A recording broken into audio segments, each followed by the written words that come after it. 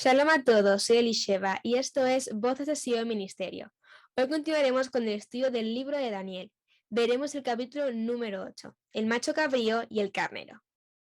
Daniel capítulo 8, el macho cabrío y el carnero. En el capítulo 8, versículo 1 al 2. En el año tercero del reinado del rey Belsasar, me apareció una visión a mí, Daniel, después de aquella que me había aparecido antes.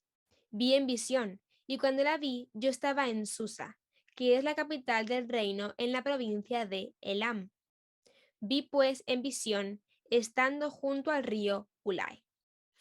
De estos versículos, lo que más podemos resaltar es que estamos en el tercer año de rey Belsasar, nieto de Nabucodonosor. Seguimos lo que es el imperio de Babilonia, y Daniel se encuentra en la provincia de Elam, y en la provincia de Elam la capital era Susa. De una visión estando junto al río Ulai. El río Ulai es lo que hoy en día se conoce como el río Karun, que se encuentra en el actual Irán y tiene 720 kilómetros de longitud. Es uno de los ríos más caudalosos y también dicen que es el único río navegable. Daniel capítulo 8, versículo 3 al 8 dice: Alcé los ojos y miré, y he aquí un carnero, que estaba delante del río, y tenía dos cuernos. Y aunque los cuernos eran altos, uno era más alto que el otro, y el más alto creció después. Vi que el carnero hería con los cuernos al poniente, al norte y al sur, y que ninguna bestia podía parar delante de él, ni había quien escapase de su poder, y hacía conforme a su voluntad, y se engrandecía. Mientras yo me consideraba esto, he aquí un macho cabrío venía del lado poniente sobre la faz de toda la tierra, sin tocar tierra. Y aquel macho cabrío tenía un cuerno notable entre sus ojos, y vino hasta el carnero de dos cuernos, que yo había visto en la ribera del río, y corrió contra él con la furia de su fuerza. Y lo vi que llegó junto al carnero, y se levantó contra él y lo hirió, y le quebró sus dos cuernos. Y el carnero no tenía fuerzas para pararse delante de él. Lo derribó por tanto en tierra y lo pisoteó. Y no hubo quien librase al carnero de su poder. Y el macho cabrío se engrandeció sobremanera, pero estando en su mayor fuerza, aquel gran cuerno fue quebrado, y en su lugar salieron otros cuatro cuernos notables hacia los cuatro vientos del cielo. Bueno, me gustaría comentar que este capítulo es muy sencillo, va a ser muy cortito, es fácil de comprender, porque en el mismo capítulo encontramos la interpretación del mismo. Primero vemos a Daniel teniendo una visión junto al río Ulai, que hoy en día es el río Karun, y ve a un carnero que tiene dos cuernos que eran muy altos, pero un cuerno era más alto que el otro. Y también ve a un macho cabrío. El carnero estaba en su mayor fuerza, en su mayor poder, hacía lo que quería, nadie podía detenerle, hasta que llegó el macho cabrío. Este macho cabrío quebró sus dos cuernos, acabó con él y también se crece en sobremanera, y ya llega también su momento de ser derribado. Estos versículos coinciden con lo que es Daniel capítulo 2 y Daniel capítulo 7, porque seguimos hablando de los reinos que se levantarían después de la caída de Babilonia. El carnero representa al imperio medo-persa. Volvemos a encontrar el número 2. En el capítulo número 2, el imperio medo-persa está representado por el pecho y los brazos de plata. Dos brazos, número 2. En el capítulo número 7 está representado por un oso que tiene tres costillas entre sus dientes. Y este oso separa más de un costado que del otro, hablando de dos costados, pero que uno tiene más fuerza que el otro. Aquí el imperio medo-persa está siendo representado por el carnero y tiene dos cuernos. Ambos son altos, pero uno es más alto que el otro. Está representando a la alianza entre los medos y los persas, pero los persas tenían más poder que los medos. Y vemos que dice uno era más alto que el otro y el más alto creció después. ¿Qué quiere decir esto? El imperio medo-persa tenía más poder, o sea, los persas tenían más poder que los medos, pero llegó el momento en que los persas superaron muchísimo a los medos, de tal forma que hoy en día se les conoce como persas. El nombre de medos simplemente desapareció, aunque formaban parte de la alianza, los más importantes eran los persas. Cuando ellos tienen este poder, después de la caída de Babilonia, esto lo podemos encontrar en el capítulo 5, que ya está en el canal el video, podéis verlo. nadie podía escapar a este carnero. Tenía ese tiempo de poder y podía hacer lo que quisiese al sur, al norte, y nadie podía detenerlo. Pero mientras él está en su poder, se está levantando otra bestia que se llama el macho cabrío y va acercándose hacia este carnero. Viene hasta el carnero de 2 cuernos y corre con mucha fuerza en contra suya. Llega junto al carnero, se levanta contra él, lo hiere y le quiebra los 2 cuernos. O sea, ya empieza la caída del imperio medo-persa. El carnero no tiene fuerzas para levantarse y viene el macho cabrío y termina pues eso, de acabar con él. El macho cabrío empieza a engrandecerse sobremanera porque ya acabó con el imperio medo-persa. Este macho cabrío está representando al imperio de Grecia. El macho cabrío se engrandece sobremanera, pero estando en su mayor fuerza, aquel gran cuerno que está notable entre sus ojos es quebrado y en su lugar salen otros 4 cuernos hacia los 4 vientos del cielo. Continuemos un poco más. Y de uno de ellos salió un cuerno pequeño que creció mucho al sur, al oriente y hacia la tierra gloriosa, Israel. Y se engrandeció hasta el ejército del cielo, y parte del ejército y de las estrellas echó por tierra y las pisoteó. Aún se engrandeció contra el príncipe de los ejércitos, y por él fue quitado el continuo sacrificio, y el lugar de su santuario fue echado por tierra. Y a causa de la prevaricación le fue entregado el ejército junto con el continuo sacrificio, y echó por tierra la verdad, e hizo cuanto quiso y prosperó.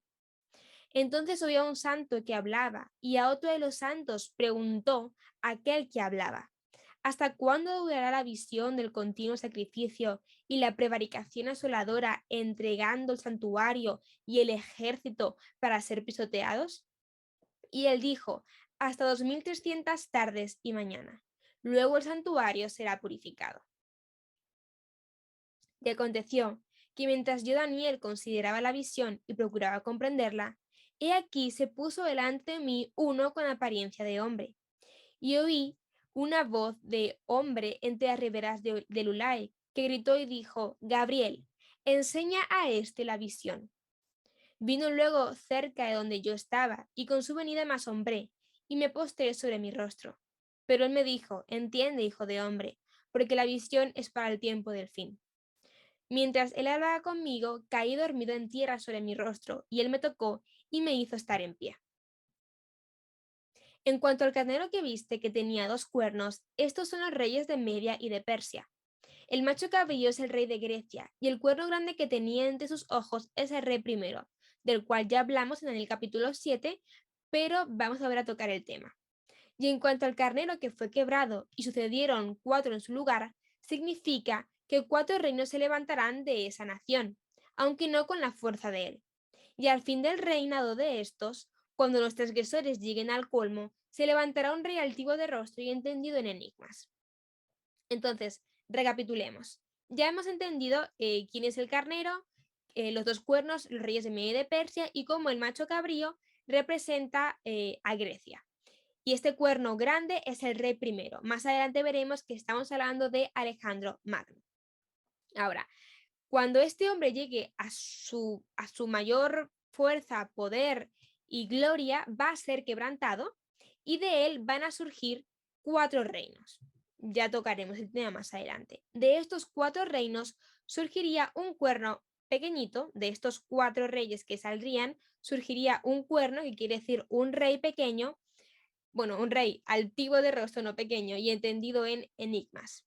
Y este rey se levantaría contra la tierra gloriosa, contra el ejército del Padre, que es su pueblo, según lo que podemos comprender en el libro de Éxodo, y quitaría el continuo sacrificio e iría por los santos a por el ejército del Todopoderoso, que somos cada uno de nosotros.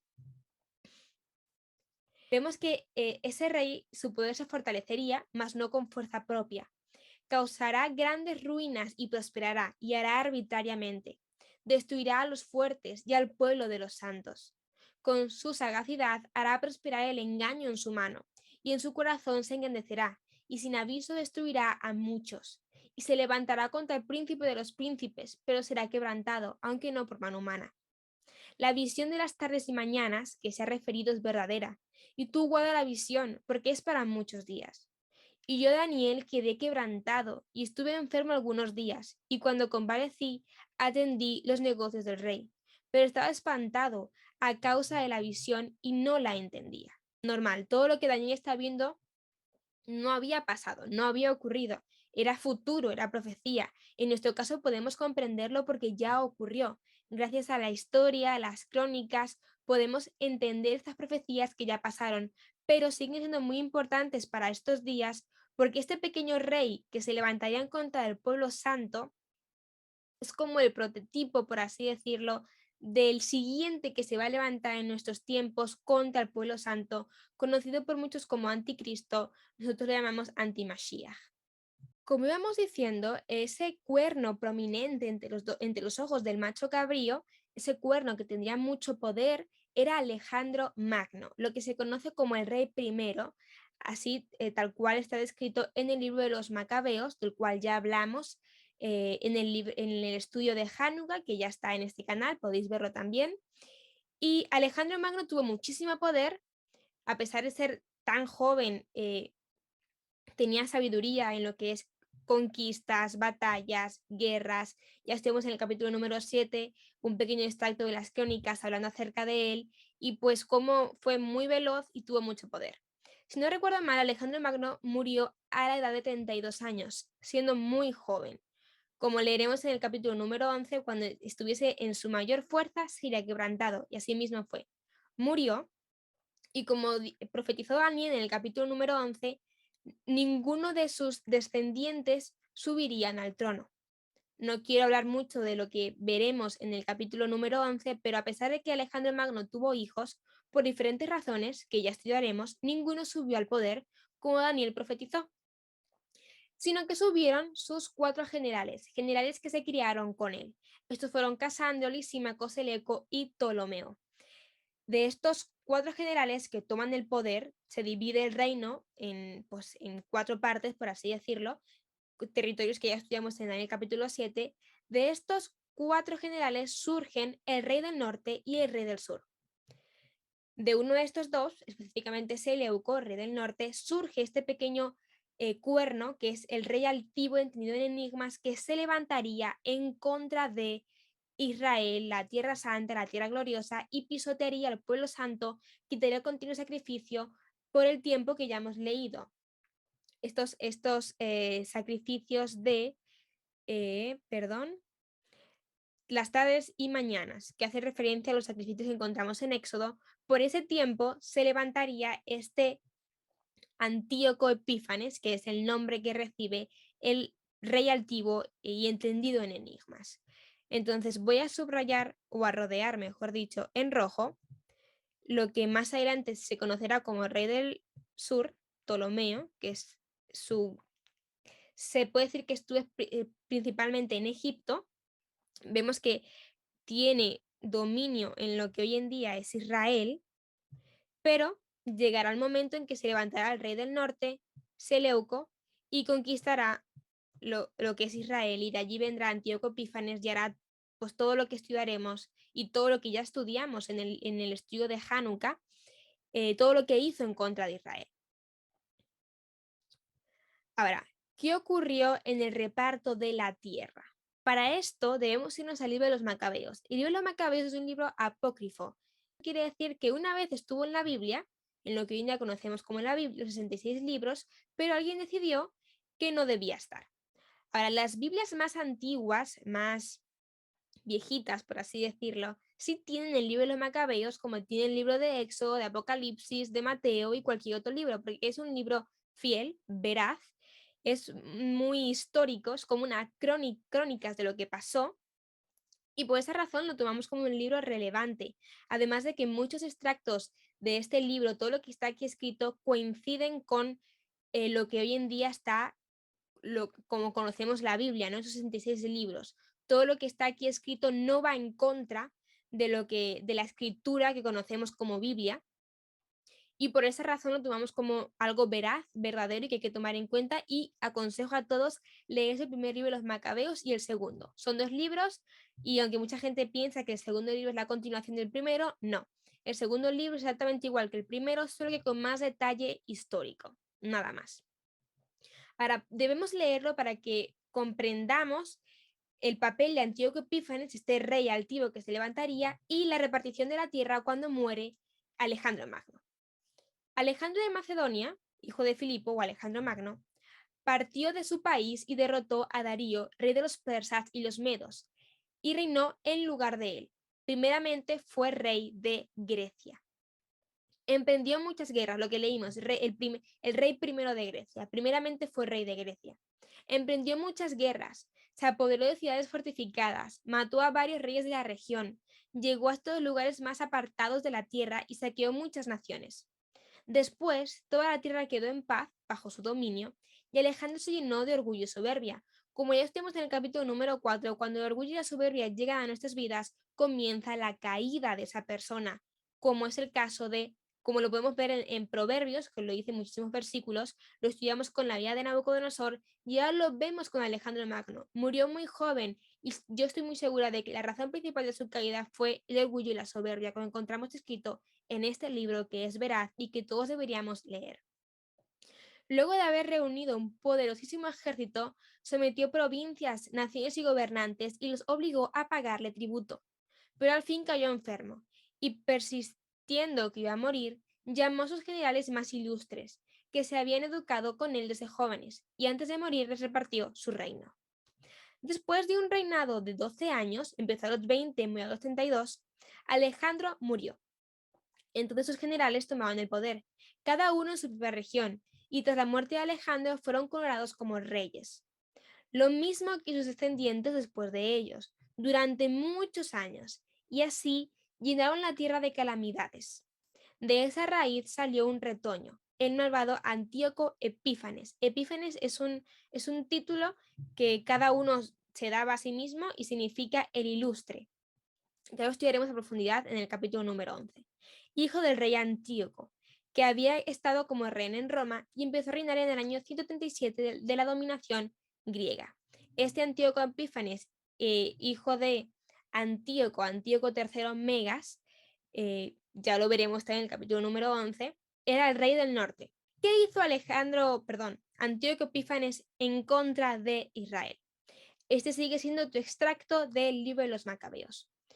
Y realmente es muy pequeño para todo lo que hizo, porque a lo largo del libro podéis encontrar hasta testimonios de todo el pueblo de Israel que no se dejó someter bajo la mano de Antíoco Epífanes, y todas las torturas que vivieron a causa de ello, las muertes y bueno, todo el tiempo que fue de mucha calamidad para Israel en aquella época.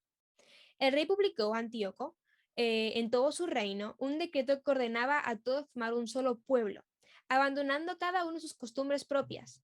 Todas las otras naciones obedecieron a la orden del rey, y aún muchos israelitas aceptaban la religión del rey. Ofrecieron sacrificar a los ídolos y profanaron el sábado.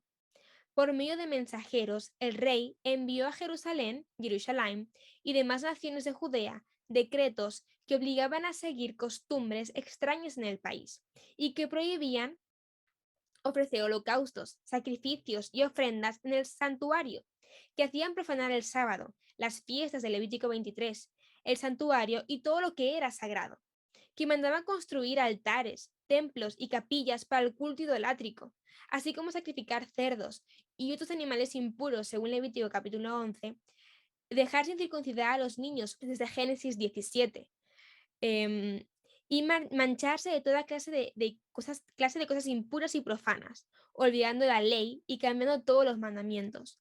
Aquel que no obedecía a las órdenes del rey sería condenado a muerte.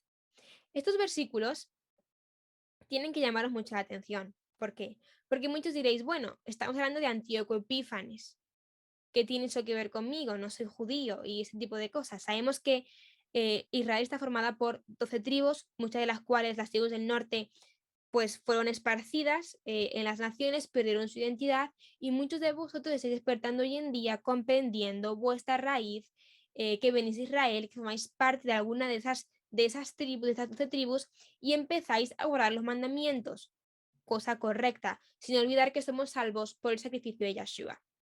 Ahora, en este momento, este tiempo de prueba fue directamente para la casa de Judá, los judíos, como se conocen hoy en día, y vemos que tenían prohibido guardar el sábado, las fiestas del santuario, profanar el templo, todo lo sagrado, comer cosas impuras y sacrificar cosas a los ídolos, profanar todo lo que era santo según la ley de nuestro Elohim dada para todo Israel, pero para ese tiempo solo la guardaba la casa de Judá porque ya Israel había sido, en la casa del norte, las otras tribus, ya habían sido llevadas al exilio, ya habían perdido su identidad y solo la casa de Judá seguía manteniendo esa identidad y era muy importante guardar la ley para no perder esa identidad, porque ya para ese tiempo ellos están volviendo ya hace años, ¿vale? Para ese tiempo de la profecía de Daniel, ellos ya habían vuelto del exilio de Babilonia, ya sabían lo que era pasarlo mal a causa de violar los mandamientos del Todopoderoso.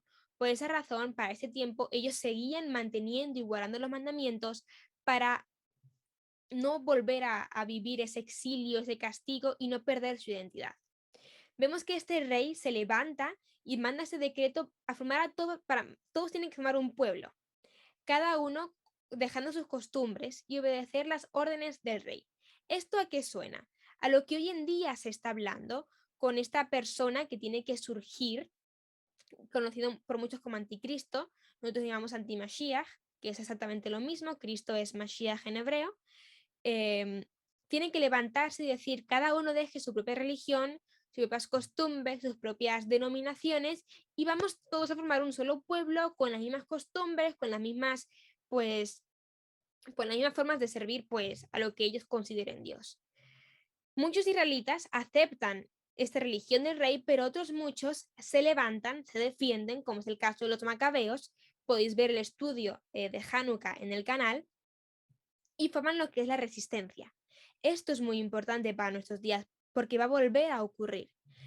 Antíoco es como el prototipo del anti-Mashiach. Todo lo que Antíoco hizo, el anti-Mashiach lo va a repetir, pero aún peor. Se va a levantar, va a decir que todo el mundo deje su religión, sus costumbres, para formar un solo pueblo. Muchos israelitas que se dicen israelitas, que se dicen creer en la verdad del Padre, guardar la ley, creer en el Mesías, dirán, bueno, pues vale, harán lo que este anti-Mashiach diga, y se levantará y prohibirá guardar el sábado, guardar las fiestas, el santuario, y hará todo lo que consideramos impuro, porque así el Padre lo ha dejado descrito en la ley dada a Moisés. Por esa razón este capítulo es importante, porque vemos lo que hizo Antíoco, entendemos que la Biblia es cíclica, no lineal, por lo tanto todo se va a repetir, y llegará el momento en que este anti-Mashiach se levante y va a decir prácticamente las mismas palabras que este Antíoco dijo. Ahora vemos que en el capítulo se habla de una abominación desoladora que quitaría el continuo sacrificio, y es lo que vamos a leer en 2 de Macabeos. El día 15 del mes de Kislev, que es el mes noveno en el calendario hebreo, cuando los reyes griegos cumplieron 145 años en el poder, el rey Antíoco construyó un altar en honor al dios Zeus. Mandó construirlo justo encima del altar de las ofrendas quemadas en el templo de Jerusalén. Y lo mismo hizo en las demás naciones de Judea. En honor a los dioses de otras naciones, muchos israelitas, traidores, quemaban incienso en las puertas de las casas y en las calles. Además, cuando los inspectores encontraban una copia de la ley de Elohim, la rompían y la quemaban. Si un israelita era sorprendido con algún libro de la ley de Elohim, o si éste la obedecía, se le condenaba a muerte, pues así lo había ordenado el rey. Los extranjeros que no creían en Elohim, aprovechándose de su poder, perseguían constantemente a los israelitas. El día 25 de cada mes se presentaban ofrendas en el altar dedicado al dios Zeus, que se había construido sobre el altar de las ofrendas quemadas en el templo de Jerusalén, que además estaba dedicado a nuestro Elohim. A las madres que hacían circuncidar a sus hijos para continuar con el pacto dado a Abraham, y a los que habían circuncidado a los niños, les colgaban sus hijos del cuello y los mataban. También mataban a sus familiares y a los que habían circuncidado a los niños. A pesar de toda la persecución, hubo israelitas valientes que se negaban a comer alimentos impuros. Estos testimonios los encontráis en el libro de los Macabeos. Estos israelitas estaban dispuestos a morir antes que comer esos alimentos y desobedecer la ley de Elohim. Fueron muchos los que murieron. Aquella fue una época de mucha desgracia para Israel. Otro pequeño resumen de todo lo que hizo Antíoco, porque aunque realmente podamos leer los dos libros, jamás será como haberlo experimentado, como haberlo vivido. La prohibición, porque hoy no tenemos esa medida libertad de cada quien pues profesar su religión y creer a lo que quieran creerle, ¿no? Sea verdad o sea mentira. Pero llegará el momento en que lo que realmente es cierto, lo que realmente es verdad, lo que nuestro poder nos dejó, va a ser prohibido, quitado. La dominación desoladora puesta, recordad lo que dijo Yeshua. Para ese tiempo, el tiempo de Yeshua, la época de los macabeos, la época de Antíoco Epífanes ya había pasado hace bastante tiempo, y él volvió a hablar de una dominación desoladora puesta donde no debe estar, de la cual habló el profeta Daniel, dando a entender que la Biblia es cíclica y que esto se va a repetir. Va a estar una dominación desoladora, algo que no sabemos todavía qué es, un algo puesto donde no debe estar. En el tiempo de Antíoco pusieron un altar en honor al dios Zeus encima del altar de nuestro Elohim, donde se le ofrecían estas ofrendas quemadas. O sea, una abominación total, porque hacía que todo estuviese impuro. Y además de ver cómo prohibieron la ley, mataron a las personas que se mantuvieron fieles a la ley de nuestro Elohim. Aquella fue una época de mucha desgracia para Israel.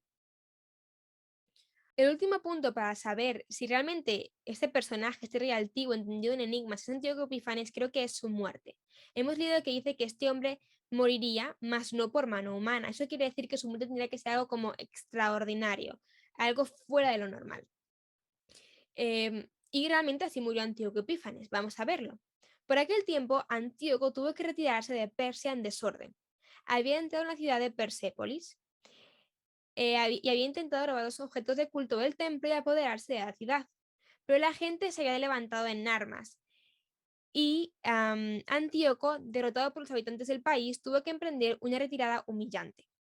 Cuando estaba en la ciudad de Ecbatana, se enteró de lo que había sucedido a Nicanor y a los soldados de Timoteo. Fuera de sí por la rabia, decidió hacer pagar a los judíos la humillación que le habían causado los persas al ponerle en fuga. Por este motivo ordenó al conductor del carro que avanzara sin descanso hasta terminar el viaje. Pero el juicio de Elohim no seguía. En su arrogancia, Antíoco había dicho: cuando llegue a Jerusalén, convertiré la ciudad en cementerio de los judíos. Pero el Señor Elohim de Israel, que todo lo ve, lo castigó con un mal incurable e invisible.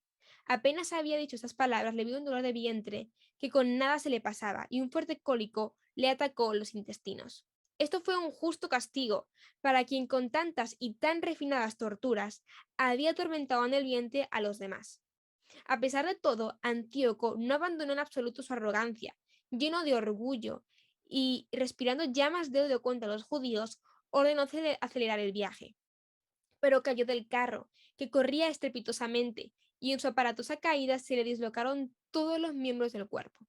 Así, el que hasta hacía poco, en su arrogancia sobrehumana, se imaginaba poder dar órdenes a las olas del mar y, como Elohim, pasar las más altas montañas, cayó derribado al suelo y tuvo que ser llevado en una camilla, haciendo ver claramente a todos el poder de Dios, el poder de Elohim. Los ojos del impío hervían de gusanos, y aún con vida, en medio de horribles dolores, la carne se le caía a pedazos. El cuerpo empezó a pudrírsele, y era tal su mal olor que el ejército no podía soportarlo. Tan inaguantable era la hediondez que nadie podía transportar al que poco antes pensaba poder alcanzar los astros del cielo. Como podéis ver, se dan muchas características de Antíoco que coinciden con lo que dijo Daniel, que bueno, que se intentaría levantar contra el príncipe del pueblo santo. El príncipe del pueblo santo es Yeshua, y aquí dice que él se creía que como Elohim podía pasar las altas montañas cuando no era nada, y creía que podía alcanzar los altos del cielo, pero tampoco era nada. Como podéis ver, todo lo que escribió en el libro de los Macabeos se parece mucho a lo que está escrito en la profecía de Daniel. Después de todo este tiempo de sufrimiento, llega el tiempo de la conquista o la reconquista del templo de Jerusalén, de Israel, a manos de los macabeos, lo que se puede llamar la resistencia, y después de esto surge la fiesta de Hanukkah. El día 25 del mes de Kislev del año 148 del gobierno de los griegos, todos los habitantes de Jerusalén se levantaron muy temprano. Fueron al templo a presentar una ofrenda como lo manda la ley de Elohim. Esta ofrenda la presentaron en el nuevo altar que habían construido. Tuvieron que volver a purificar todo el templo. En esa fecha se recordaba el día en que los enemigos habían presentado ofrendas a sus dioses sobre el altar del templo. Por eso celebraron con grande alegría la consagración del nuevo altar. Entonaron cantos acompañados de instrumentos de cuerdas y platillos.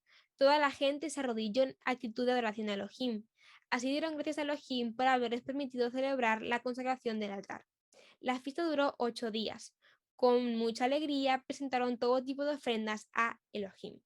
Por esa razón conmemoramos Hanukkah. En ningún momento Hanukkah se celebra, muchos lo puedan celebrar de la forma incorrecta, pero el origen de la fiesta jamás fue para sustituir la Navidad, a pesar de que el mes noveno, según el calendario hebreo, coincida con invierno, pero puede coincidir con noviembre como puede coincidir con diciembre. O sea, nunca se ha hecho intentando sustituir la Navidad, como mucha gente opina, malinterpretando lo que realmente es Hanukkah. Hay gente que lo puede celebrar así, sí, pero no por eso podemos decir que el origen sea malo o que las personas que lo celebren están intentando sustituir Hanukkah, o sea, sustituir Navidad. No todos, la gran mayoría lo hacemos con el verdadero sentido que tiene la fiesta, que es conmemorar el gran acto, el gran milagro que se dio en ese tiempo para Israel después de tanto sufrimiento. Y bueno, realmente eso es el capítulo número 8, es sencillo, fácil de comprender. Esperamos que se haya podido entender y que tengas una muy buena semana llena de bendición y pues nos vemos en la siguiente reunión. Shalom.